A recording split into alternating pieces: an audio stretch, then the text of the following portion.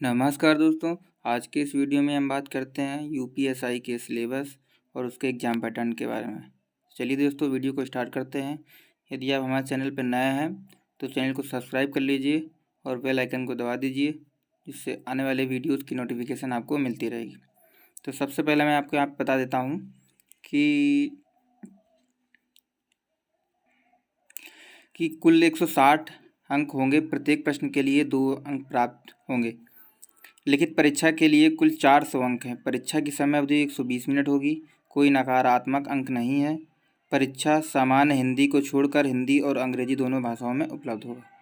इसके आगे मैं आपको बता देता हूँ यहाँ पर कि पेपर में हिंदी है, हिंदी के 40 प्रश्न आएंगे 100 अंक के। Qualify marks 35 number. ठीक है जी हाँ दोस्तों, एक बात का ध्यान रखना है कि यहाँ पर 40 क्वेश्चन जरूर दिए गए हैं।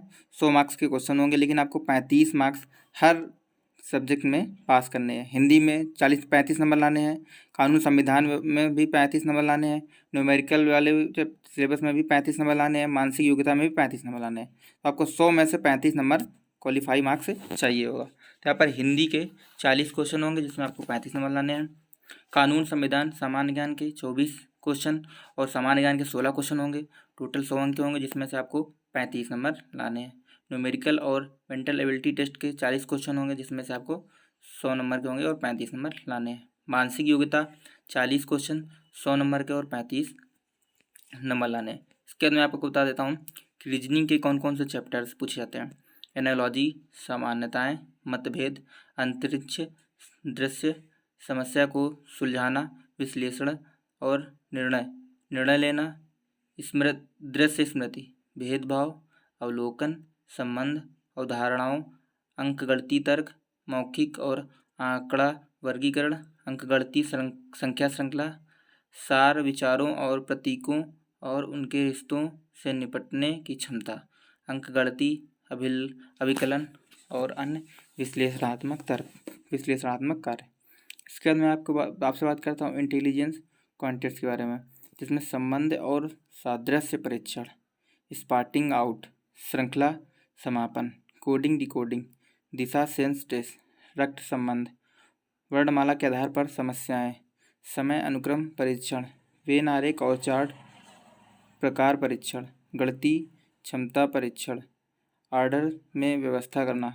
इसके बाद में मेंटल एप्टीट्यूड से क्वेश्चन पूछे। जो चैप्टर्स टॉपिक्स हैं वह हैं सार्वजनिक हित, कानून और व्यवस्था, सांप्रदायिक सौहार्द, अपराध नियंत्रण, कानून अनुकूलन क्षमता, पेशेवर सूचना, पुलिस व्यवस्था, समकालीन पुलिस के मुद्दे और कानून और व्यवस्था, बुनियादी कानून, प्रोफेशन में रुचि, मानसिक क्रूरता, अल्पसंख्यकों और वंचितों के प्रति संवेदनशीलता, लिंग संवेदनशीलता। यह दोस्तों इतने टॉपिक्स हैं। इसके बाद में बात करते हैं मेंटल एबिलिटी टेस्ट के, जिसके जो टॉपिक्स हैं तार्किक चित्र, प्रतीक संबंध व्याख्या, कोडिफिकेशन, धारणा परीक्षण। इसके बाद में है शब्द गठन परीक्षण, पत्र और संख्या श्रृंखला, शब्द और वर्णमाला श्रृंखला, कॉमन सेंस स्टेट टेस्ट, पत्र और संख्या कोडिंग, दिशाबोध परीक्षण, डेटा की तार्किक व्यवस्था, तर्क का बल, निहित अर्थों का अधिकरण करना। इसके बाद में न्यूमेरिकल एप्टीट्यूड हैं, जिसमें से टॉपिक्स हैं संख्या प्रणाली, सरलीकरण, दशमलव अंश, HCF LCM, अनुपात और समानुपात, प्रतिशत, लाभ हानि, छूट, साधारण ब्याज और चक्रवृद्धि ब्याज, साझेदारी, कार्य समय, दूरी, तालिका और ग्राफ का उपयोग, क्षेत्र मिति। इसके बाद में सामान्य हिंदी। जब सामान्य हिंदी से जो टॉपिक्स हैं पैसेज से सवाल और जवाब, पैसेज का शीर्षक, पत्र लिखना, शब्द ज्ञान, शब्दों का प्रयोग, विलोम, पर्याय, एक शब्द, वाक्य सुधार, मुहावरे, वाक्यांश। या दोस्तों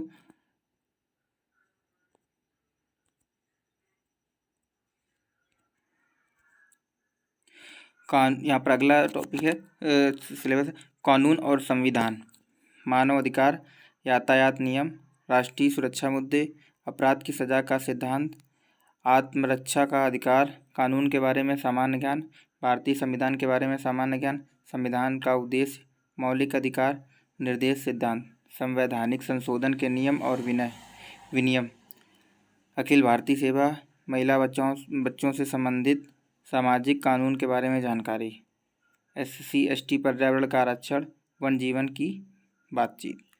इसके बाद मैं आपको बता देता हूँ कि सामान्य ज्ञान का जो है उसमें जो पूछा जाता है, भारत और उससे सटे देश, वैज्ञानिक प्रगति, विकास, राष्ट्रीय अंतर्राष्ट्रीय पुरस्कार, भारतीय भाषाएं, पुस्तकें, लिपि, राजधानी मुद्रा, खेल, एथलीट जैसे आवश्यक ज्ञान।